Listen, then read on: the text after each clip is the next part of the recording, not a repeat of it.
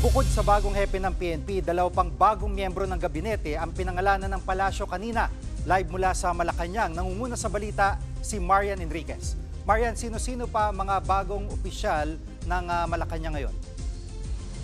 Yes, JV, mismo nga si Executive Secretary Lucas Bersamin yung nag-anunsyo nitong mga tinamaan po ng balasahan sa gabinete nga ni Pangulong Bongbong Marcos, at inalis na nga po si Maynardo Guevara bilang Solicitor General at papalitan po siya ni UP College of Law Dean Darlene Berberabe na nanumpa na kay Pangulong Bongbong Marcos kaninang umaga sa palasyo.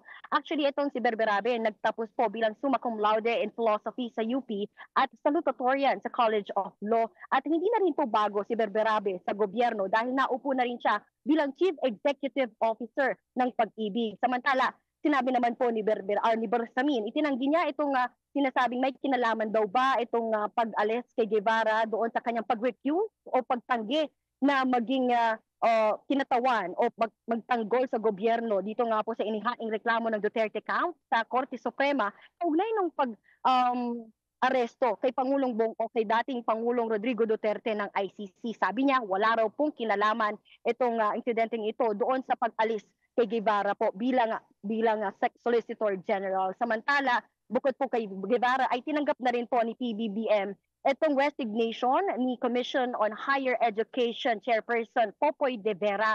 Ayon kay Bersamin, nakadalawang termino na rin daw po kasi itong si Popoy de Vera at panahon na para mag-appoint ng bagong pinuno. Papalitan po siya ni CHED Commissioner Dr. Shirley Agruvin.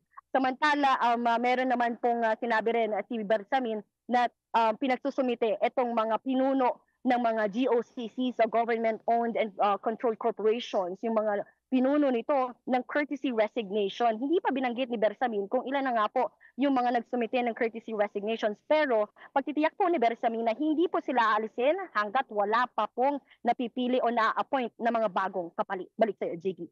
At Marian, gaya ni Chairman Popoy de Vera, meron ka bang info kung may ibang tinanggap na resignation o yung hindi na tinanggap tuluyan ng Pangulo? Jiggy, kinumpirma nga rin ni Bersamin na dinecline o hindi po tinanggap ni Pangulong Bongbong Marcos itong pagbibitiw resignations nila Interior Secretary John Vic Remulla, yung kanyang kapatid po na si Justice Secretary Boying Remulla at ni Defense Secretary Gibo Teodoro. Yan muna ang latest dito, Jiggy. Yan pong ulat ni Marian Enriquez live mula sa Malacanang.